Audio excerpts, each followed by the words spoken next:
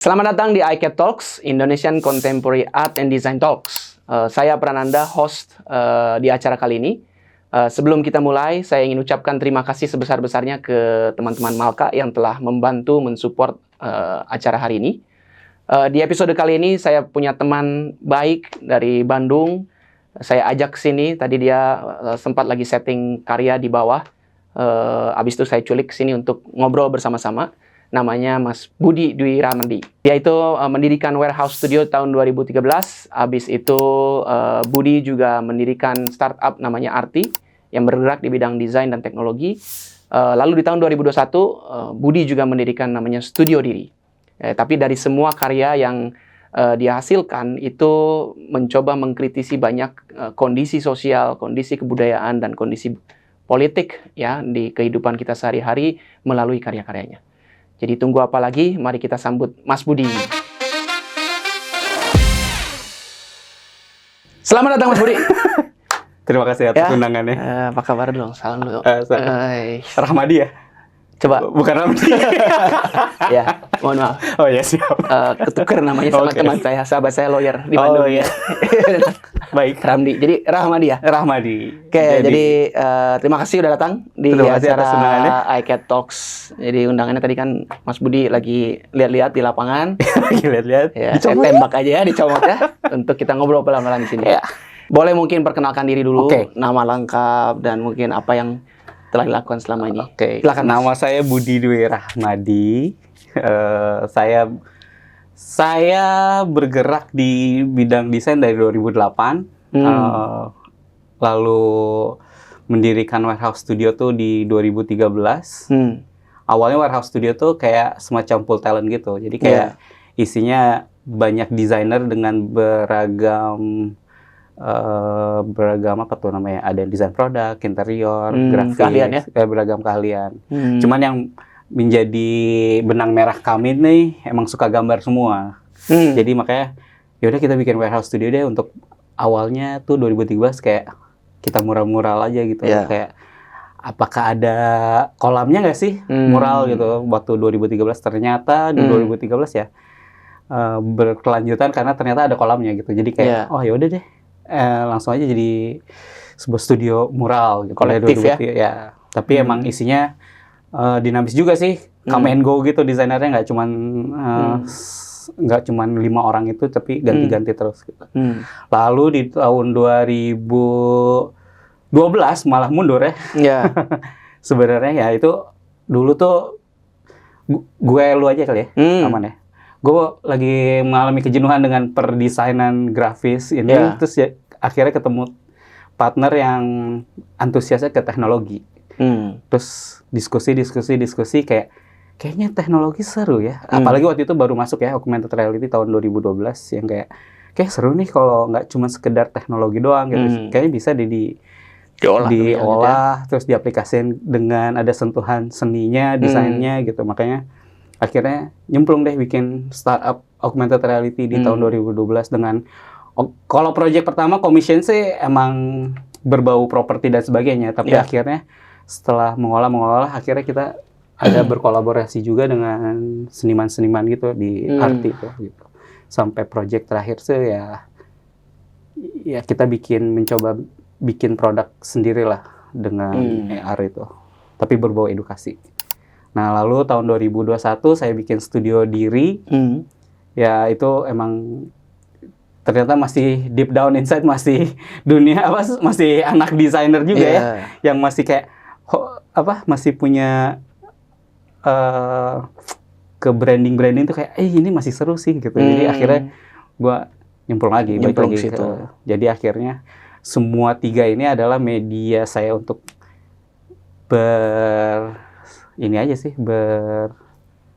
bersosial, bertemu namanya orang, terus gitu. akhirnya bisa menghasilkan karya ya. Iya betul. Ya. Gitu. Tapi kan sebenarnya gini ya, dari Arti ya, yang tadi augmented reality, terus warehouse, terus ada yang Studio Diri, kan itu kan cukup mediumnya macam-macam ya. Macam-macam. Satu teknologi, basisnya teknologi. Lalu yang kedua mural. Lalu yang ketiga macam-macam juga kan ya. Branding dan seterusnya.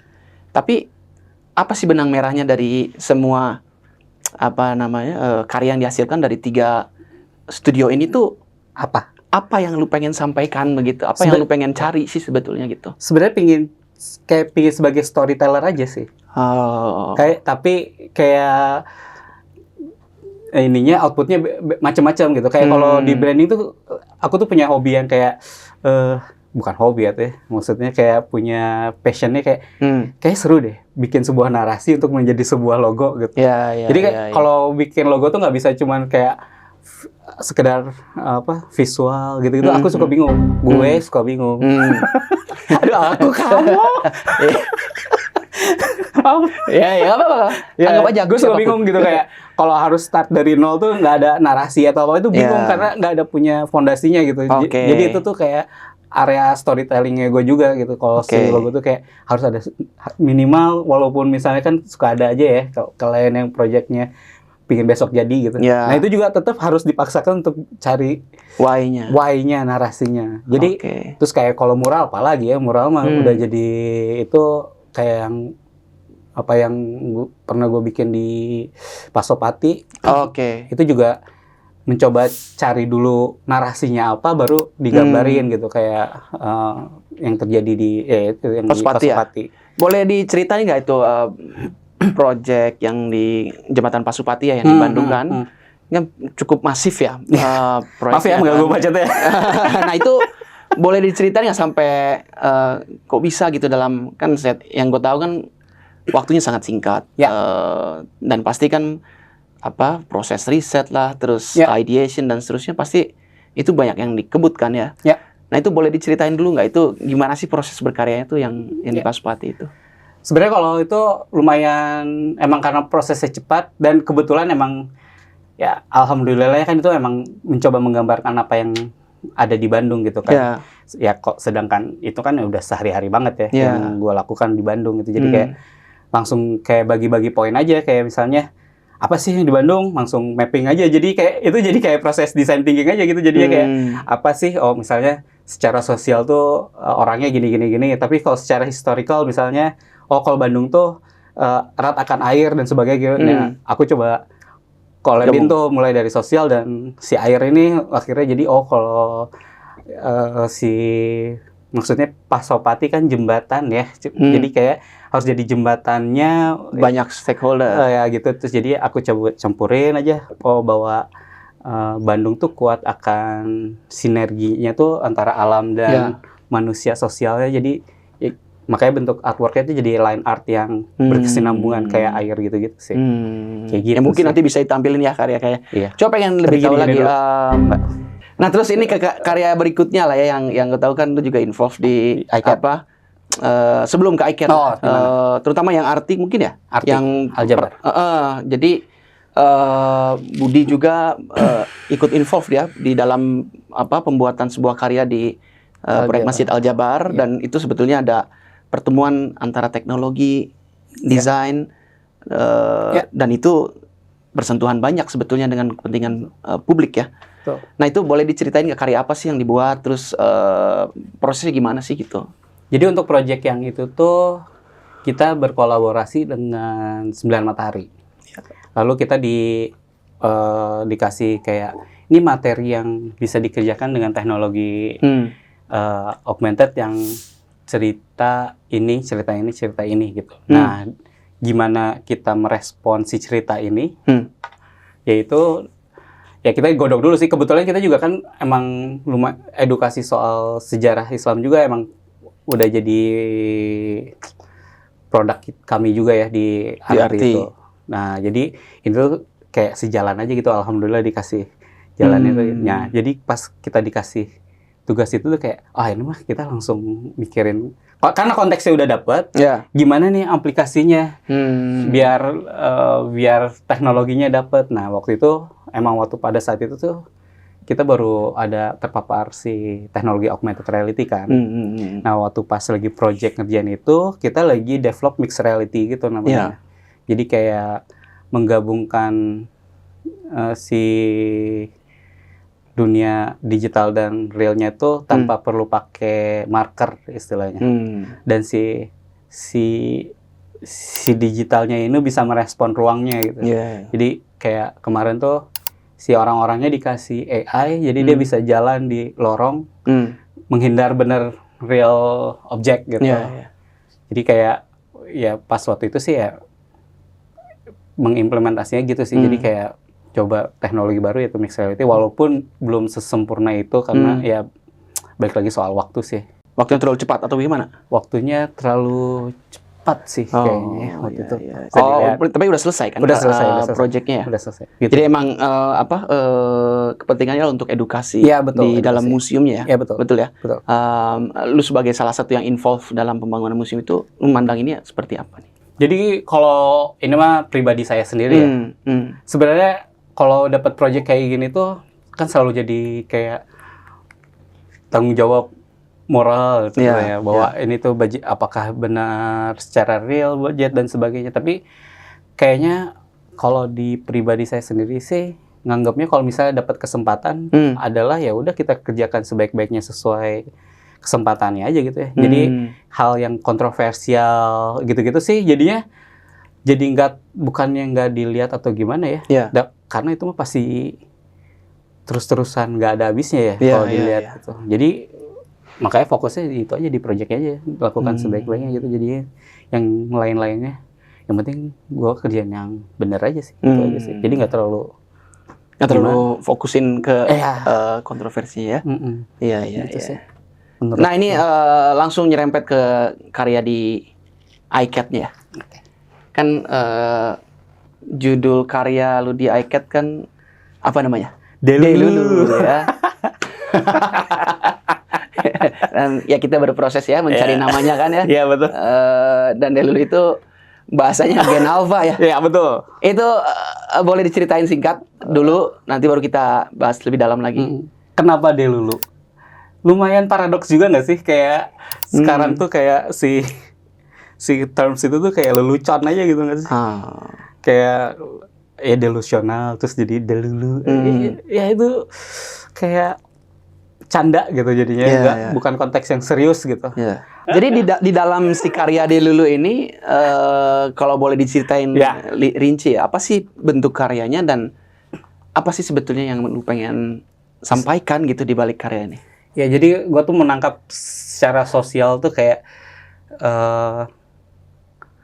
kok orang-orang kayaknya bukan beranggapan ya, kayak merasa baik-baik aja ya kayaknya gitu, kayak hidup sehari-hari gitu ya, jalan dari pagi sore kayaknya look so baik-baik aja gitu kayak. Tapi padahal kan kalau ngelihat situasi sebenarnya tuh kayak chaos itu sih sebenarnya. Karena kita tuh apalagi kalau lihat berita pagi kita udah kayak terjadi pembunuhan ini, terjadi lalala. Kayak beritanya tuh chaos gitu. Apa sih ini gitu. Tapi terlihat baik-baik aja gitu semua orang teh gitu. Walaupun kalau sampai gue pas mau bikin karya ini ya, sampai gue duduk di perapatan mana tuh? Perapatan Borma kalau di Bandung tuh. Ada yang di Cikutra. Oh, Borma Cikutra. Itu kan itu chaos banget tuh ya. Iya, ada perempatan, terus nggak ada, ya chaos ya, super chaos ya. Ada motor, ada mobil, angkot, wah macam-macam ya. Gue cuma pengen tahu kayak ini perapatan chaos ini kenapa sih gitu ya. Sampai gue duduk gitu, liatin aja. Pas lihatnya kayak motor, wow, ada yang sebelah juga naik motor, ya, terus ada yang naik motor, wow, jarak cuma segitu gasnya, wow, kenapa sih? Tapi kalau dilihat tuh kayak kasihan juga ya, ngeliat mukanya tuh kayak stressful, emang lagi surviving gitu ya? Mode aja sih semuanya tuh gitu, mau di motor mau di mobil tuh kayak anjir kasihan juga ya itu, jadi kayak nggak baik-baik aja sih, lagi nggak baik-baik saja sebetulnya. Iya, sebenarnya mah orang mah jadi kayak menjalani keseharian yang sebenarnya nggak terlalu. Itu tanggapan gue ya kali ya pas. Iya, pas lu memulai berkarya itu ya. Jadi lu 30 menit di situ mengobservasi, menikmati martabak. Iya, sambil ngeliatin muka, benar-benar gue liatin muka gitu kayak kenapa nih? Oke.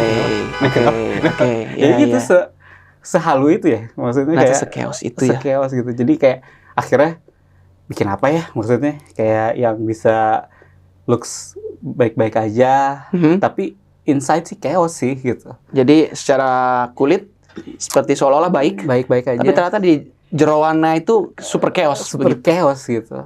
Dan lu gambarkannya seperti apa tuh di karya? Nah, di karya ini ya kayak gue bikin 2 karya, yang satu menggambarkan pemerintahan ini gitu dengan misalnya, terus yang satu lagi menggambarkan sebuah keluarga gitu. Foto keluarga begitu ya? Foto keluarga gitu. Dan akhirnya ntar kalau misalnya ditembak pakai filter itu keluar filter Instagram. Oh. Lalu si augmentednya merespon ruangnya gitu. Oh, di situ akhirnya lu manfaatkan teknologi buat menggambarkan suatu hal yang kasat mata itu. Iya, jadi kayak menggambarkan kayak mungkin di sini saya bikin 3 skenario sih yang kayak yang kejadian yang lagi chaos saat ini, yaitu banyaknya orang-orang bunuh diri dan pembunuhan. Nah, kayak gitu-gitu akan kita tampilkan secara AR ya. AR. Tapi mungkin nggak seblak-belakan gimana, cuman ya ada lantar di AR ya kayak gitu-gitu. Gitu sama halnya dengan yang keluarga, sama halnya dengan pemerintah, gitu sih. Jadi ketika kita ngerespon karya lu yang dua karya itu, kita keluarkan aplikasi Instagram, dan di situ kita akan bisa melihat suatu kekeosan begitu ya, yang sifatnya seperti AR itu ya. Tapi ya chaos yang diatur ya. Chaos yang diatur. Chaos gitu banget. Jadi sebenarnya chaos dan order itu bagaimana maksudnya? Gimana tuh maksudnya? Lu chaos kan tadi, menggambarkan suatu hal yang chaos, tapi diatur kan? Iya benar. Apakah mungkin saja negara itu terlihat chaos, tapi sebetulnya diatur juga? Ya emang diatur biar chaos. Oh gitu. Oh diatur biar chaos? Iya katanya, nggak tahu sih. Oke. Dibikin surviving mode terus biar nggak bisa mikir katanya. Oh. Tapi itu juga memang adalah sebuah nilai yang lu masukin juga ke karya itu. Betul. Buat surviving mode, terus itu adalah memang suatu hal yang diatur, itu memang ingin lu masukkan juga ke karya itu ya? Ya, kurang lebih pingin dicapainya gitu, cuman ya balik lagi ya, namanya teknologi ada keterbatasan juga, tapi ya saya coba semaksimal mungkin lah gitu, untuk menggambarkan itu gitu. Jadi ada soundnya, ada ada soundnya juga ya? Ada. Gitu sih. Tadi kan ada 3 skenario ya? Ketika kita pindah itu gambar, terus nanti kita akan melihat 3 skenario.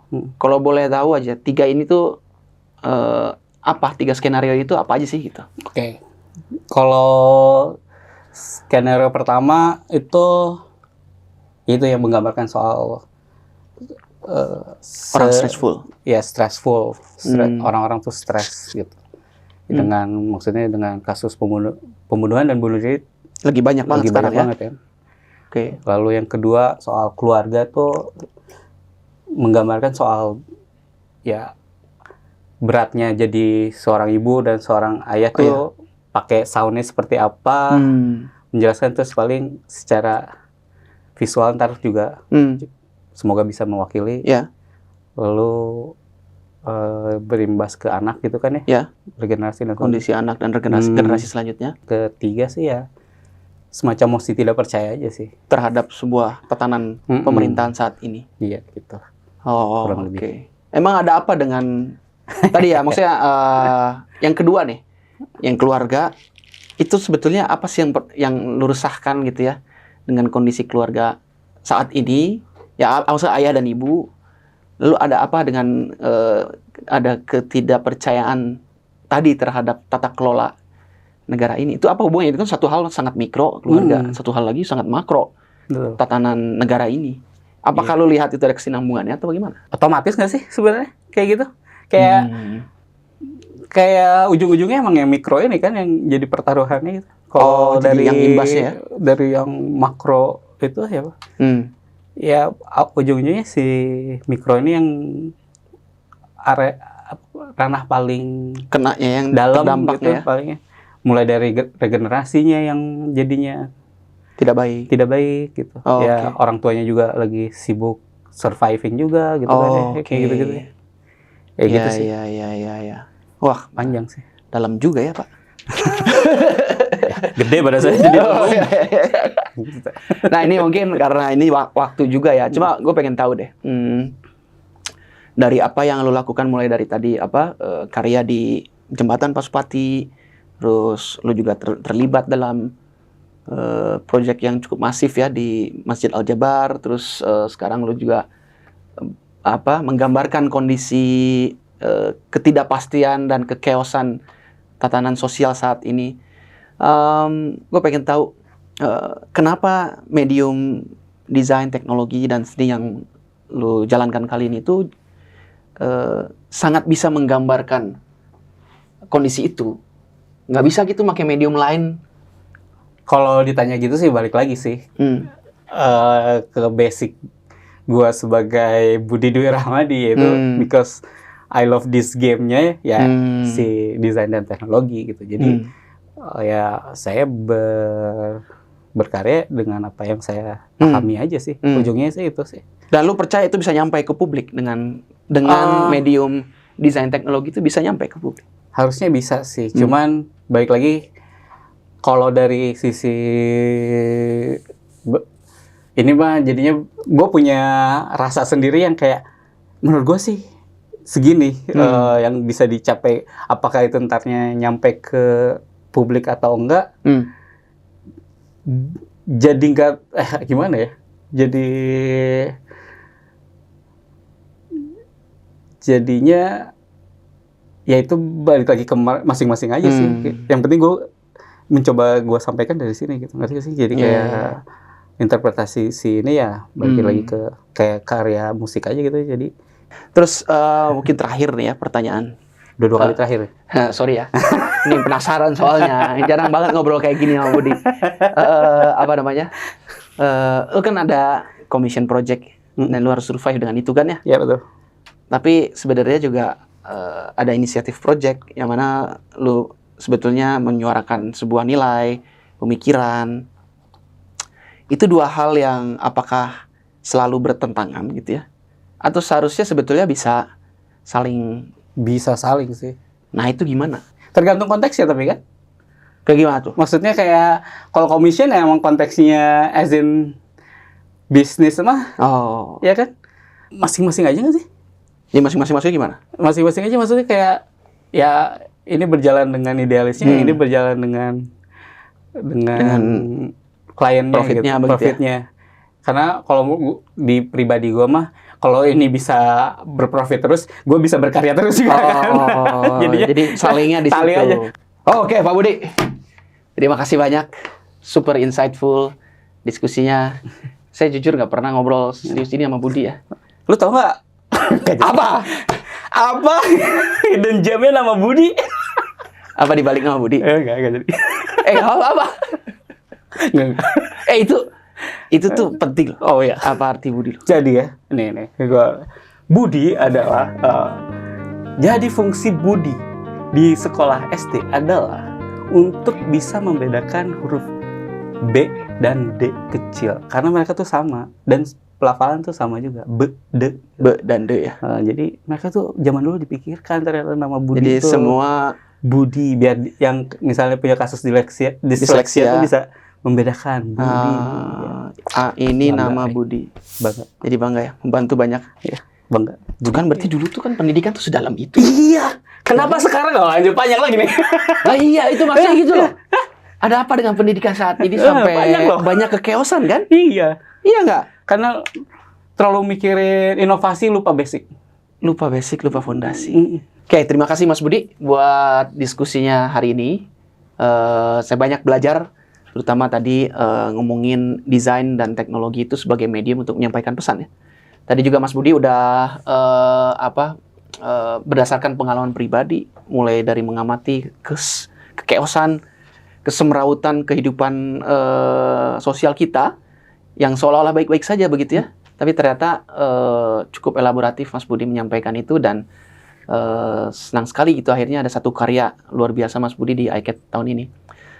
Dan satu hal yang sangat saya bisa pelajari dari pembicaraan hari ini, sebetulnya desain dan teknologi itu bisa jadi medium yang nggak hanya sekedar kita lihat sebagai sisi fungsinya ya, dia beroperasi atau enggak, atau sisi estetika ya, tapi juga jadi medium paling fondasional dalam kehidupan kita sehari-hari dalam menyampaikan pesan-pesan tertentu atau sebuah kondisi sosial yang kita alami saat ini.